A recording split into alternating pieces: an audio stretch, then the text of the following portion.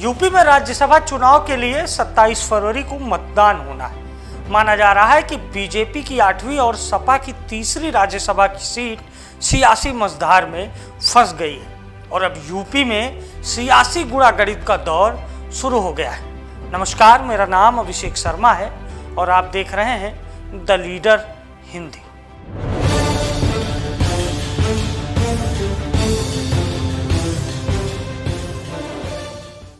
उत्तर प्रदेश में राज्यसभा चुनाव के लिए बीजेपी के 8वें प्रत्याशी संजय सेठ ने बृहस्पतिवार को दोपहर में नामांकन किया।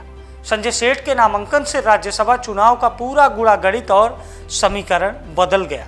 भारतीय जनता पार्टी के 7 तो समाजवादी पार्टी के 2 राज्यसभा सदस्यों का निर्विरोध निर्वाचित होना तय माना जा रहा है, लेकिन सपा की तीसरी और बीजेपी की 8वीं सीट के लिए मामला पेचीदा हो गया है।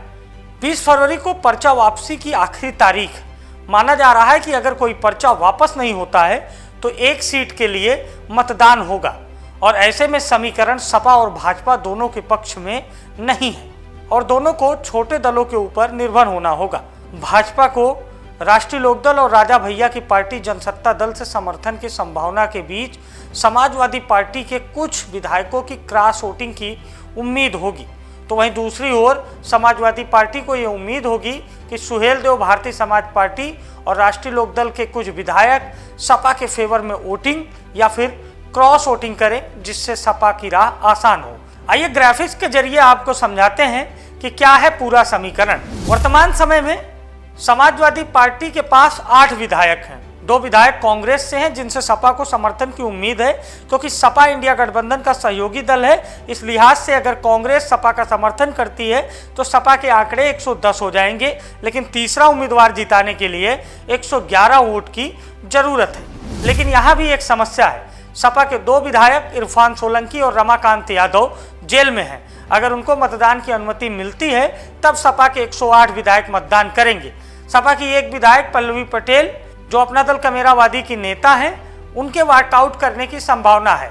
अगर वो वॉकआउट करती हैं तो इस हिसाब से सपा बहुमत से काफ़ी पीछे हो जाती है और उसे राष्ट्रीय लोकदल और सुभाषपा के कुछ विधायकों से क्रॉस वोटिंग की उम्मीद होगी, जो कहीं ना कहीं बेहद कठिन माना जा रहा है, क्योंकि सुभाषपा पूरी तरीके से एनडीए के साथ है और राष्ट्रीय लोकदल यानी आरएलडी एनडीए के संपर्क में है। अब बसपा इसमें बेहद निर्णायक है। बसपा किस तरह से निर्णायक है वो भी आपको ग्राफिक्स के जरिए बताते हैं। उत्तर प्रदेश में बहुजन समाज पार्टी का केवल 1 विधायक है, लेकिन राज्यसभा के लिहाज से आवश्यक वोट बसपा का माना जा रहा है। ऐसा भी हो सकता है कि सपा के दोनों जेल में बंद विधायक इरफान सोलंकी और रमाकांत यादव को वोट देने की अनुमति मिल जाए और सपा पल्लवी को भी मना ले, तो 108 में कांग्रेस के 2 और बसपा के 1 विधायकों का अगर समर्थन मिलता है तो ये संख्या 111 हो जाएगी और सपा का उम्मीदवार जीत जाएगा। अब बीजेपी के अंकगणित की बात करते हैं। बीजेपी को अपना 8वां प्रत्याशी जिताने के लिए 296 मतों की जरूरत है। भाजपा के पास वर्तमान समय में खुद के 252 विधायक हैं।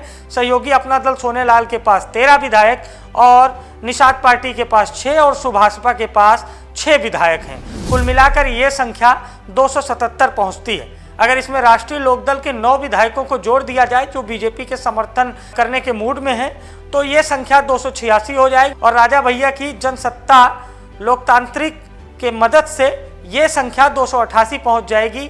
फिर भी ये बहुमत से कम होगी, क्योंकि बीजेपी को 8 सीटों की आवश्यकता और पड़ेगी। लेकिन अब इसमें एक और पेच है, क्योंकि सुभाषपा यानी ओम प्रकाश राजभर की पार्टी के विधायक अब्बास अंसारी जेल में है और अगर उन्हें अनुमति नहीं मिलती है तो ये जो आंकड़ा है ये घटकर 287 हो जाएगा और बीजेपी को फिर 9 मतों की जरूरत होगी और 8वीं सीट बीजेपी तभी जीतेगी जब उसके पास 296 का आंकड़ा होगा। हालांकि 1 मत अगर बसपा ने बीजेपी उम्मीदवार को दे दिया तब फिर बसपा के सहयोग से भाजपा 288 पहुंच जाएगी, तब भी भाजपा को 8 मतों की आवश्यकता होगी। तो ऐसे में अगर इरफान सोलंकी और रमाकांत यादव को सपा के ओर से मतदान करने की अनुमति कोर्ट से मिलती है और ओम प्रकाश राजभर की पार्टी के विधायक अब्बास अंसारी को अनुमति मिलती है, तो एनडीए के 289 हो जाएंगे और सपा के 210 हो जाएंगे और इस लिहाज से सपा को 1 मत की जरूरत होगी और एनडीए को 7 मतों की आवश्यकता होगी, क्योंकि भाजपा को उम्मीद है कि सपा के कुछ विधायक क्रॉस वोटिंग करेंगे या फिर वॉकआउट करेंगे। इसके बाद दूसरी वरीयता में भाजपा 8वीं सीट पर चुनाव जीत सकती है। कुल मिलाकर समीकरण पूरे तरीके से उलझे हुए हैं और सत्ता पक्ष और विपक्ष को दूसरे दलों से समर्थन या फिर वॉकआउट की उम्मीद है। अब अगर 20 तारीख तक कोई पर्चा वापस नहीं होता है तो राज्यसभा की एक सीट पर 27 फरवरी को मतदान होगा, जो बीजेपी की 8वीं और सपा की तीसरी सीट होगी। और इसी के लिए पूरी तरीके से उत्तर प्रदेश की राजनीति में गुणागणित और सियासी दांवपेच का खेल शुरू हो गया है। द लीडर हिंदी का वीडियो अगर आपको पसंद आया हो तो हमें दीजिए ढेर सारा प्यार। नमस्कार।